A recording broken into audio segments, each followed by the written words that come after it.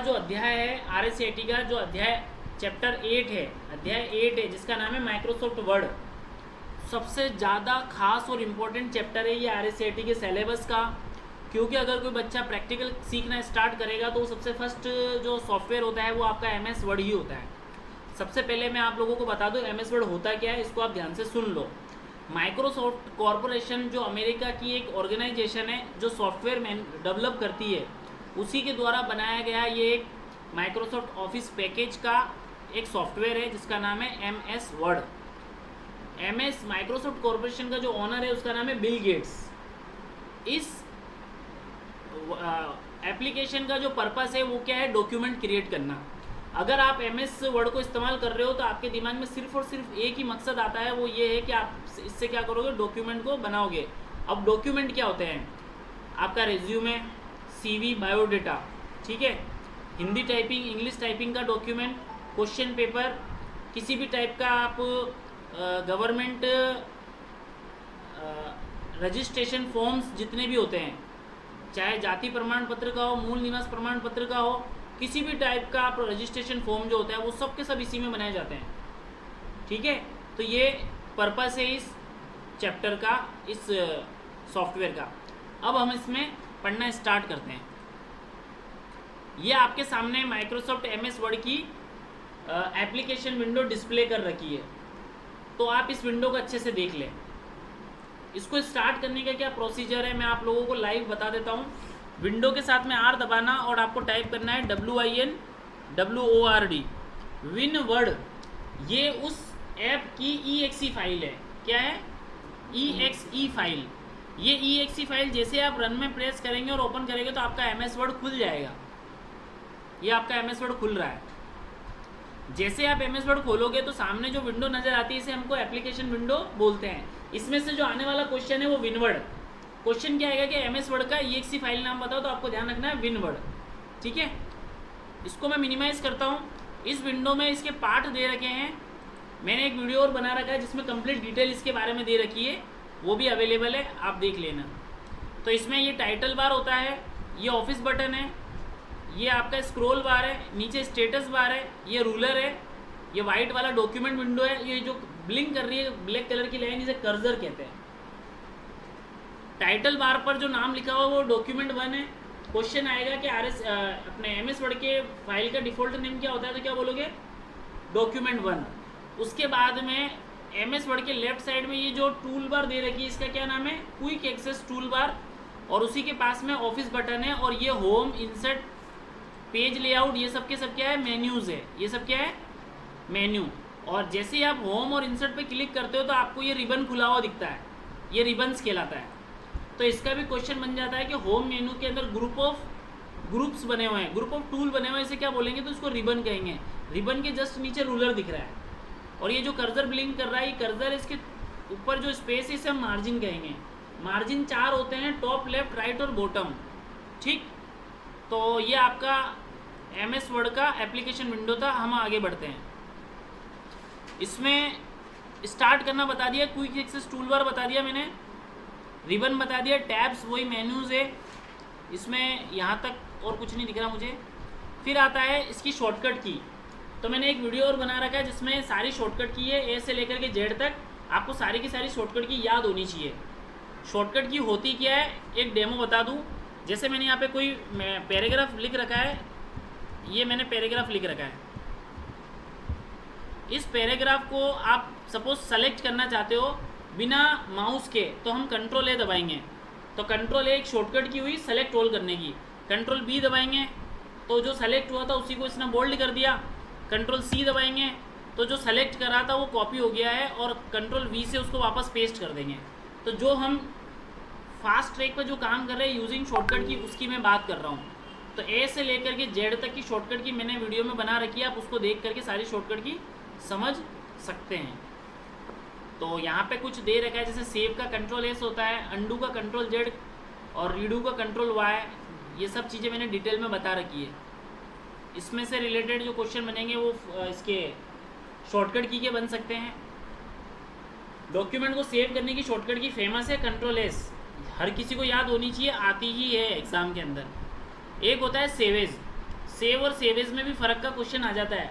तो आप इसको एक शब्द में ऐसा समझ लो, पहली बार जब किसी फाइल को सेव करोगे तो वो सेव होती है, और सेवेज का यूज़ होता है उस फाइल का नेम और लोकेशन बदल करके सेव करना।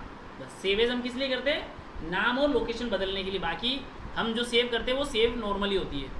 सेव की शॉर्टकट की कंट्रोल एस है, सेवेज की F12 है, F12। आगे बढ़े हम लोग, तो इस चैप्टर के अंदर आया, बस सेविंग करने का तरीका बताया जा रहा है यहाँ पे। मॉडिफाई करना है या एडिटिंग करना इस MS वर्ड का काम है, आप इसमें एडिटिंग कर सकते हो। उसके आगे आए वही सेव और सेवेज के बारे में बताया जा रहा है, ठीक है। इसमें ये दे रखा है कि MS वर्ड की जब हम फाइल बनाते हैं ना, तो उसका जो नाम होता है वो 250 अक्षर तक का ही लिख सकते हैं, उससे ज़्यादा का हम नहीं लिख सकते। फिर आपका डॉक्यूमेंट को ओपन करना है, यानी कि पुराने डॉक्यूमेंट को खोलना है, तो कंट्रोल O से अपन ओपन कर सकते हैं। यहाँ पे ये माइक्रोसॉफ्ट वर्ड 2019 दे रखा है, ये भी आप समझ लें क्या होता है।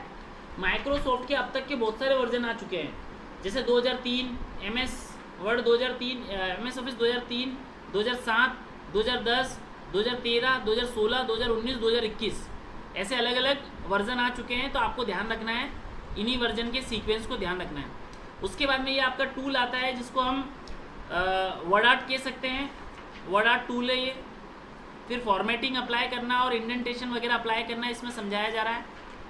फॉर्मेटिंग का मतलब यहाँ पे सजावट से होता है, ये अलाइजमेंट और इंडेंटेशन देने वाली बात हो रही है यहाँ पे। डॉक्यूमेंट, हाँ, एक इम्पॉर्टेंट क्वेश्चन जो है वो ये है MS वर्ड के अंदर कि इसके अंदर एक मैं बता दूँ यहाँ पे लिख करके, एक होता है बटन बैक स्पेस और एक होता है डिलीट। मैं यहाँ पे लिख के बताऊँ कि बैक स्पेस और डिलीट कैसे काम करता है, आप समझ ले।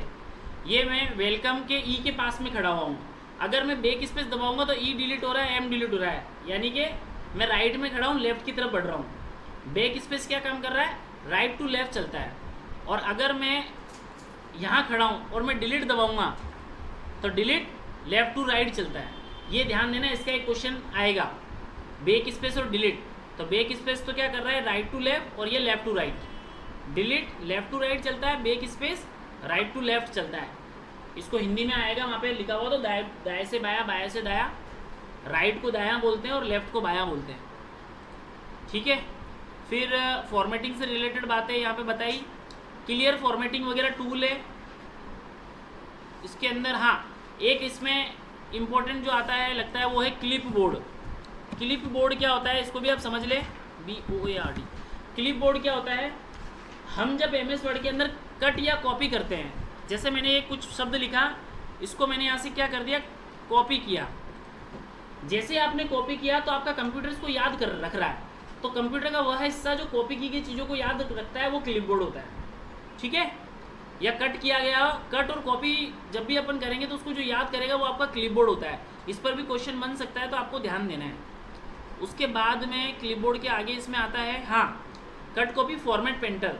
ये भी फेमस टूल है, इसकी शॉर्टकट की कई बार आ जाती है, इसको आपको थोड़ा सा ध्यान से देख के जाना, शॉर्टकट की इसको। फॉर्मेट पेंटर का क्या टूल यूज़ होता है इसका भी मैं प्रैक्टिकल करके बता देता हूँ। फॉर्मेट पेंटर क्या करता है, जैसे सपोज़ यहाँ पे इस लेटर को मैंने क्या करा, सजावट की, मैंने इसकी थोड़ी साइज बढ़ा दी और इसकी कलर बदल दिया और इसकी राइटिंग बदल दी। अब ये बदल दी मैंने, ठीक है, इस पर ये सारा मैंने मेहनत कर ली। अब मुझे इस डॉक्यूमेंट पे ये कि ये मेहनत करनी है वापस से, तो मुझे वापस वही कि वही काम करना पड़ेगा जो अभी कर रखा है। फॉर्मेट पेंटर क्या करेगा, इसकी सारी की सारी सजावट कॉपी करके दूसरे वर्ड पर डाल देगा, ये काम होता है। तो करना है क्या है, इसको सेलेक्ट करना है, फॉर्मेट पेंटर को क्लिक करना है और उस वर्ड को सेलेक्ट कर लो जिस पर ये फॉर्मेटिंग अप्लाई करनी है, तो ओके वो फॉर्मेटिंग इधर आ गई। ये फॉर्मेट पेंटर का काम होता है, इसका भी क्वेश्चन बन जाता है, ये आपको थोड़ा देख लेना। बाकी इसमें फ़ॉन्ट आ रहा है, फ़ॉन्ट स्टाइल क्या होते हैं तो देख लीजिए। ये है ना, राइटिंग को फ़ॉन्ट कहते हैं। कंप्यूटर में जो अलग अलग प्रकार की हैंडराइटिंग होती है उसको फ़ॉन्ट कहते हैं। ये कुछ फ़ॉन्ट के नाम हैं, इसके क्वेश्चन कई बार आ जाते हैं, तो आप ध्यान दो। मोनोटाइप, कॉर्सिवा, एरियल ब्लैक, कैलिब्री, कुर्तीदेव, ये कुछ फेमस फ़ॉन्ट के नाम हैं। तो कुछ 5-7 फ़ॉन्ट के नाम आपको याद करके जाना है, क्योंकि क्वेश्चन आएगा निम्न में से फ़ॉन्ट कौन सा नहीं है, तो आपको ध्यान होना चाहिए। ये फ़ॉन्ट है और ये बोल्ड, इटैलिक, अंडरलाइन, ये फ़ॉन्ट की स्टाइल है, इसको स्टाइल बोलते हैं। ये सारी, जैसे ये मैंने ये फ़ॉन्ट की राइटिंग ली है ना, इस पर ये स्टाइल भी अप्लाई होगी। मतलब स्टाइल हर किसी फ़ॉन्ट पर अप्लाई हो सकता है। तो फ़ॉन्ट की स्टाइल अलग हो गया और फ़ॉन्ट का नाम अलग हो गया यहाँ पे। इसमें एक तो ये दे रखा है और बाकी ठीक है, आगे बढ़ते हैं। कट कॉपी फॉर्मेट पेंटर बता दिया। कुछ टूल और दे रखे हैं। MS वर्ड का बाय डिफ़ॉल्ट जो फ़ॉन्ट होता है वो होता है कैलिब्री, और उसकी जो साइज़ होती है वो होती है 11। कई बार क्वेश्चन आ जाता है मिनिमम कितनी होती है फ़ॉन्ट की साइज़ और मैक्सिमम कितनी होती है। मिनिमम होती है 8, मैक्सिमम होती है 72, ये याद रखना है। ये एक टूल है जिसका नाम है चेंज केस। MS वर्ड के अंदर एक चेंज केस नाम का टूल है ये वाला। इसका काम क्या होता है, एक साथ में पूरे वर्ड को कैपिटल कर देना, एक साथ में पूरे वर्ड को स्मॉल कर देना, ये चेंज केस है। देखो मैं प्रैक्टिकल कर रहा हूँ। जैसे यहाँ पे मैटर लिखा हुआ है, चेंज केस पे क्लिक किया, अपर केस करूँगा सारा कैपिटल हो जा रहा है, इसी को लोअर केस किया सारा स्मॉल हो गया, इसी को सारा के सारा टोगल केस किया, पहले मैं कैपिटल ई छोड़ कर देता हूँ, अब इसी को मैं टोगल केस कर देता हूँ। तो ये सारे के सारे क्या है, चेंज केस के नाम हैं, ठीक है। उसके बाद में आपका इस चैप्टर में बोल्ड इटैलिक अंडरलाइन बता दिया, क्लियर फॉर्मेटिंग है। हाँ, इसके 2-3 बातें और है जो एग्ज़ाम में के नज़रिए से इम्पोर्टेंट है। एक है सुपर स्क्रिप्ट और एक है सब स्क्रिप्ट। सुपर स्क्रिप्ट और सब स्क्रिप्ट क्या होता है एक बार दिखाऊंगा, समझ में आ जाएगा। सुपर स्क्रिप्ट बोलते हैं इसको, जैसे आपने लिखा 12th, ये जो TH है ना, इस टाइप की जो स्टाइल हो रही है इसे हम बोलेंगे सुपर स्क्रिप्ट। और सब स्क्रिप्ट में ऐसा होता है, जैसे मैंने H2O लिखा, H2O, तो ये जो 2 है ना, ये इसके बेस में चला जाएगा। तो इस टाइप का जो फॉन्ट दिख रहा है आपको, इस डिज़ाइन को हम सब स्क्रिप्ट बोलते हैं और इस डिज़ाइन को हम सुपर स्क्रिप्ट बोलते हैं। सुपर स्क्रिप्ट, सब स्क्रिप्ट। सुपर में टेक्स्ट ऊपर होता है और सब स्क्रिप्ट में टेक्स्ट नीचे होता है। केमिस्ट्री, मैथ्स वगैरह के क्वेश्चन पेपर बनते हैं तो हमें इन चीज़ों की ज़रूरत पड़ती है। तो ऐसा करने के लिए MS वर्ड का जो टूल है वो है सुपर स्क्रिप्ट और सब स्क्रिप्ट, ये आपको ध्यान रखना है। उसके बाद में इसमें और कोई खास नहीं दिख रहा, ठीक है, आगे बढ़ते हैं। हाँ, ये मिनी टूल बार है इसकी, ठीक है, और बस इसमें चलो, ये फ़ॉन्ट की स्टाइल आ गई है, बोल्ड इटैलिक अंडरलाइन और स्ट्राइक थ्रू। स्ट्राइक थ्रू भी थोड़ा आ जाता है एग्जाम के अंदर। स्ट्राइक थ्रू क्या होता है, देखो ये टेक्स्ट है ना, इस टेक्स्ट को स्ट्राइक थ्रू, ये बीच में से कटना, ये कटा हुआ जो दिख रहा है ना, ये स्ट्राइक थ्रू टूल है जो क्या करेगा, टेक्स्ट को ऐसे काटता है। इसका नाम याद रखना, इसका टूल, इस नाम को कई बार एग्जाम में पूछ लिया जाता है, स्ट्राइक थ्रू। मैंने पेपर में देखा है, आया हुआ है ये। सुपर स्क्रिप्ट, सब स्क्रिप्ट बता दिया मैंने, चेंज केस बता दिया मैंने। आगे बढ़ते हैं। फ़ॉन्ट पर कलर अप्लाई करना कर सकते हैं अपन लोग, ठीक है। और इसमें कुछ खास नहीं, क्लिपबोर्ड आ गया, कॉपी और कट करना इजी है, बता रखा है। उसके बाद में आ जाता है आपका ये इंसर्ट मेनू के अंदर वाला टूल, जिसके अंदर हम लोग क्या कर रहे हैं, कवर पेज वगैरह इंसर्ट कर रहे हैं। एक इलिस्ट्रेशन ग्रुप होता है। इलिस्ट्रेशन ग्रुप का काम होता है shape, picture, icon, smart art वगैरह का यूज़ करना। तो इलिस्ट्रेशन का मतलब होता है कि जितना भी ग्राफिकल से संबंधित काम होता है ना, वो ग्राफिकल संबंधित काम सारा का सारा इलिस्ट्रेशन ग्रुप में आपको देखने को मिलेगा। ये MS वर्ड खुला हुआ है, ये मैं इंसर्ट के अंदर इलिस्ट्रेशन ग्रुप में चला गया। यहाँ पे देखो picture, clip art, shape, smart art वगैरह सब देखने को मिल रहे हैं। ये सारे के सारे इलिस्ट्रेशन ग्रुप में अवेलेबल होते हैं। इससे बेस्ड भी क्वेश्चन आ जाता है। फिर टेबल इंसर्ट करना, टेबल वगैरह को अपन इंसर्ट कर सकते हैं। टेबल इंसर्ट करने से इंपॉर्टेंट क्या आने वाला है वो समझ लें आप। अगर आपको टेबल बनाने के लिए बोला है तो इंसर्ट मेनू में टेबल में जाएंगे। इंसर्ट टेबल के अंदर 3-4 कॉलम और 3-4 रो ले लेंगे अपन, तो ये टेबल बन गई। तो इस टेबल से रिलेटेड ये हो सकता है कि भाई ये जो आड़ी लाइन है, इसमें हम हॉरिजॉन्टल लाइन को हम रो कहते हैं और ये वर्टिकल को हम कॉलम बोलते हैं और इसको एक सेल बोलते हैं। ये एक बक्सा सेल कहलाता है। तो टेबल से रिलेटेड ये बातें ध्यान देनी है और टेबल बहुत तरीके से बनाई जा सकती है, ठीक है। ये ठीक है, आगे बढ़ो। एक टैब का क्वेश्चन आ जाता है। टैब का ध्यान रखना आपको। टैब क्या होता है, टैब का मतलब होता है कि जब आप कोई कैरेक्टर लिख रहे हो, जैसे मैंने लिखा नेम, टेक्स्ट लिखा, और जैसे आप टैब दबाते हो तो कर्सर देखो इतना जंप कर रहा है, राहुल। फिर मैंने लिखा क्लास, फिर टैब दबाया तो देखो बिल्कुल गैप से काम हुआ। तो जो बीच का जो गैप हुआ ना, उसको हम क्या बोलेंगे, टैब। तो ऐसे टैब पोजीशन का क्वेश्चन आ जाता है तो बाय डिफॉल्ट जो टैब की पोजीशन होती है वो क्या होती है, वो देख लो 0.5 कितनी होती है। अब एग्जाम में क्वेश्चन आ जाता है कि टैब की डिफॉल्ट पोजीशन बताओ, तो आपको ध्यान रखनी 0.5 होती है। इसको बढ़ा सकते हो तो बोलना हाँ बढ़ा सकते हैं, मैं बढ़ा के दिखा रहा हूँ। पैराग्राफ वाला जो ग्रुप दिख रहा है ये, इस ग्रुप में जाऊँगा, यहाँ पे टैब लिखा हुआ है, टैब में जाऊँगा, यहाँ पे ये 0.5 है, इसको मैं 1 कर देता हूँ। जैसे ही मैंने 1 करी और टैब दबा रहा हूँ तो देखो मेरा कर्सर सीधा जंप कर रहा है, ठीक है। यहाँ पे कुछ लिखा, एंटर मारा, यहाँ पे कुछ लिखा, तो गैप बढ़ गया है। तो बाय डिफॉल्ट टैब की पोजीशन 0.5 होती है, और चेंज करना चाहो तो कर सकते हैं। इसको वापस से मैं कर देता हूँ व्यवस्थित, यहाँ से अपन इस टैब की पोजीशन मॉडिफाई कर सकते हैं। इसका कई बार ये भी क्वेश्चन आ जाता है, ये अलाइनमेंट से रिलेटेड भी ध्यान देना है आपको। चलो टैब से रिलेटेड इतना था, आगे बढ़ते हैं हम।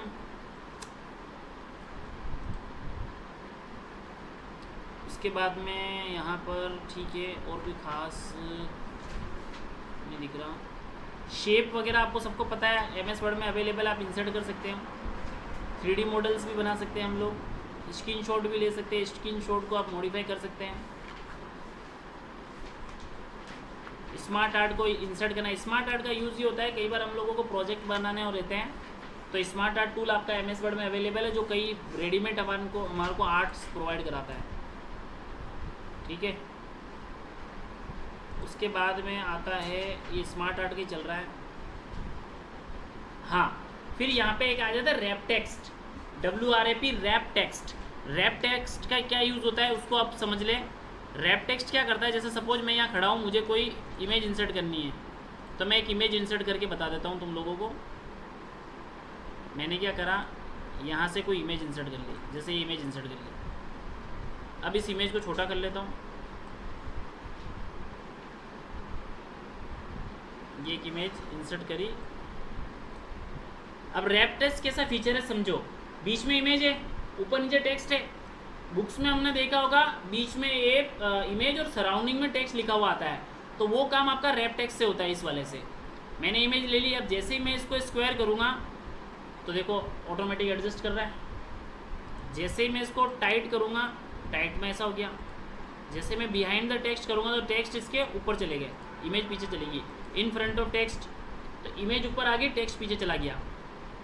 टॉप एंड बॉटम वही जो पहले था वैसा, और थ्रू के अंदर भी वो सराउंडिंग में आ रहा है। तो ये वाली जो फीचर अप्लाई हो रहा है, इस फीचर का, इस टूल का नाम है रैप टेक्स्ट, टेक्स्ट की रैपिंग करना, इसको आप समझ लो। ये भी बहुत अच्छा है, इसका अपन कई बार यूज करते हैं, ठीक है। एक इसका इंपॉर्टेंट आता है हेडर एंड फुटर। कोई पेज होता है ना, उस पेज का ऊपर वाला एरिया हेडर कहलाता है और नीचे वाला एरिया फुटर कहलाता है। हेडर एंड फुटर, एग्जाम में क्वेश्चन आता है कि हेडर में क्या क्या इंसर्ट कर सकते हैं और फुटर में क्या क्या इंसर्ट कर सकते हैं। तो हम राइटर का नाम, date and time, logo, chapter नाम, टॉपिक नेम, ये सारी चीज़ें हम हेडर एंड फुटर में इंसर्ट कर सकते हैं। मैं करके दिखा रहा हूँ। जैसे मेरे पास में ये 2 पेज अवेलेबल है, आपको खाली कुछ करना नहीं है। जैसे ही आप हेडर पर डबल क्लिक करोगे ना, आपका हेडर एक्टिव हो जाएगा। एक्टिव होने के बाद में मान लो मैं यहाँ लिख देता हूँ चैप्टर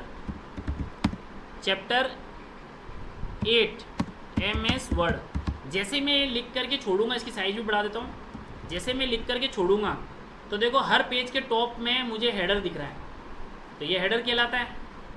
फुटर की बात करें तो वापस से डबल क्लिक करना है, यहाँ पे मैं लिख देता हूँ राइटर। ये मैंने मेरा नाम लिख दिया, इसकी भी साइज बढ़ा देता हूँ।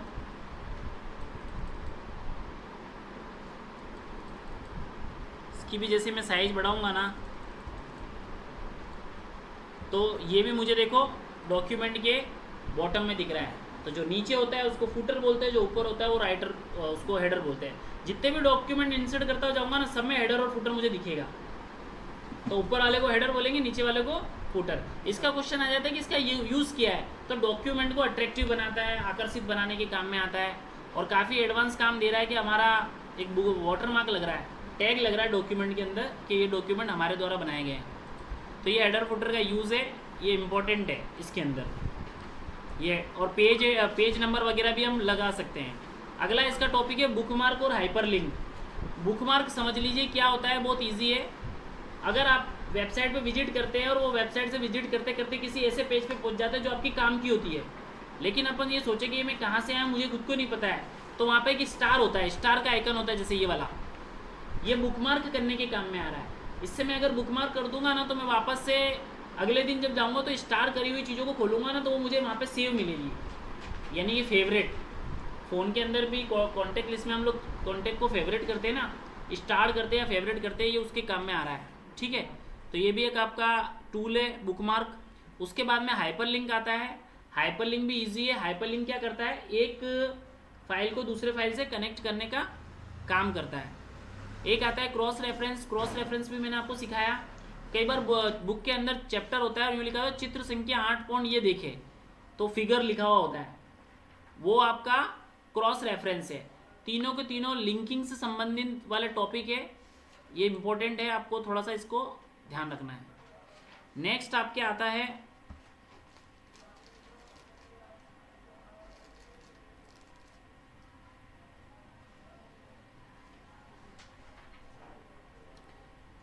नेक्स्ट बता देता हूँ, वो विंडो ओपन कर देना, वानी वही विंडो पर खड़ी होकर के पूरी खोल दे।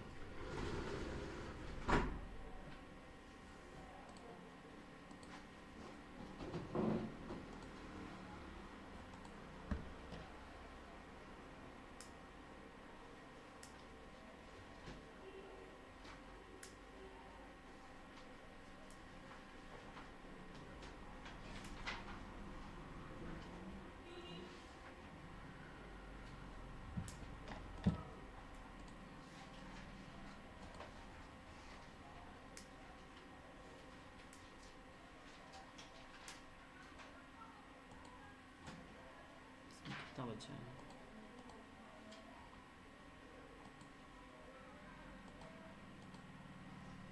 इस चैप्टर में से 4 से 5 क्वेश्चन आने की संभावना रहती है, इसको खास करके पढ़ के जाना है।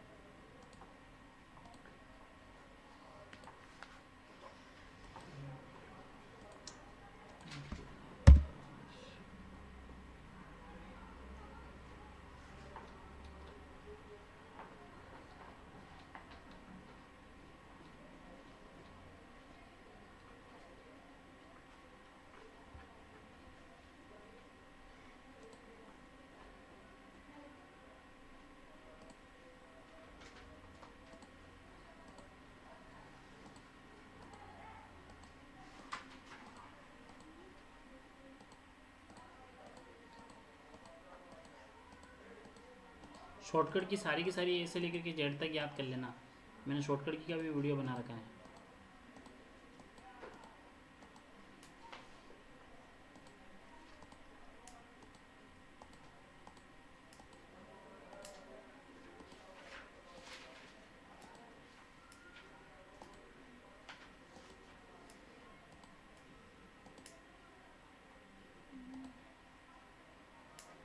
हाइपरलिंक बता रहा था मैं, हाइपरलिंक 2 फाइलों को लिंक करने का काम करेगा। उसके बाद में इसमें इम्पोर्टेंट आ जाता है तुम्हारा bullets and numbering. Bullets and numbering alignment, ये आपको ध्यान रखना है। बुलेट्स एंड नंबरिंग में क्या होता है, जब भी आप कोई लिस्ट बना रहे होते हो, जैसे ये डॉक्यूमेंट है मेरे सामने, इस डॉक्यूमेंट के अंदर मुझे मान लो किसी बच्चों के नाम लिखने हैं, तो मैंने लिखा राहुल, अमन, अमन। अब इसके आगे नंबर मुझे लिखा हुआ नहीं दिख रहा है, तो मैं सेलेक्ट करके ये बुलेट से नंबरिंग चूज़ करूँगा ना, तो मुझे ऑटोमेटिक यहाँ पर काउंटिंग दिख जाएगी, देखो इस तरीके से। ठीक है, ये बुलेट से नंबरिंग है। बुलेट्स में ऑर्डर होता है और नंबरिंग के अंदर बुलेट्स में अनऑर्डर होता है और नंबरिंग में ऑर्डर होता है। तो ये बुलेट से नंबरिंग वाला टूल है। उसके बाद में आपके आ जाता है अगला टॉपिक क्या है, अलाइजमेंट बता ही दिए। 4 अलाइजमेंट होते हैं, 4 अलाइजमेंट देखने हम लोगों को।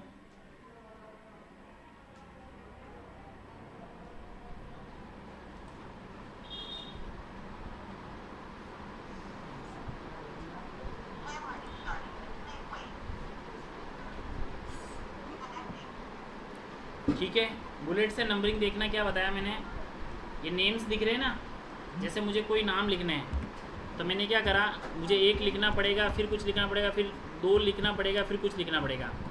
बुलेट से नंबरिंग में क्या होता है, ऑटोमेटिक ही होता है। कैसे ऑटोमेटिक होता है देखो, आपको क्या करना है, यहाँ पर होम मेनू के अंदर ये नंबर चुनने हैं और यहाँ से आप लिखते रहो नाम।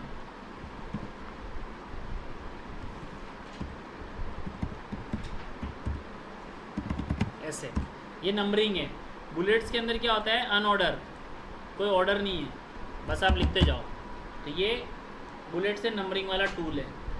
उसके बाद में आपके आता है अलाइजमेंट, 4 होते हैं, चारों के चारों अलाइजमेंट ये रहे। यहाँ पे मैंने कर्जर रखा, ये सेंटर में आ गया, ये राइट में चला गया और ये लेफ्ट में आ गया। जस्टिफाई में क्या होता है, जैसे ये पैराग्राफ है, इधर से इक्वल है लेकिन इधर से इक्वल नहीं है, तो पैराग्राफ सेलेक्ट करके आप जस्टिफाई अलाइजमेंट करोगे तो दोनों साइड से इक्वल हो जाता है। ये जस्टिफाई अलाइजमेंट होता है।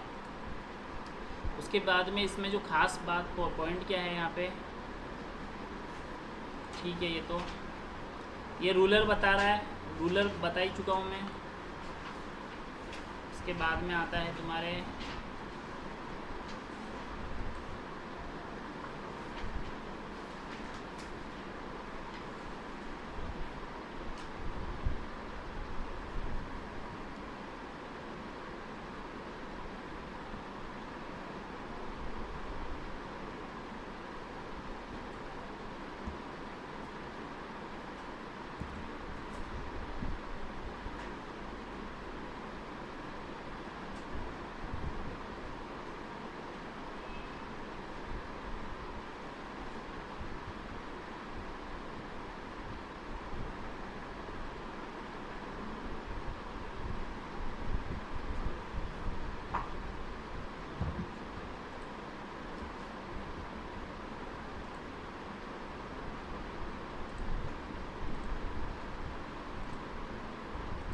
और क्या बचा है इसमें से देख लीजिए।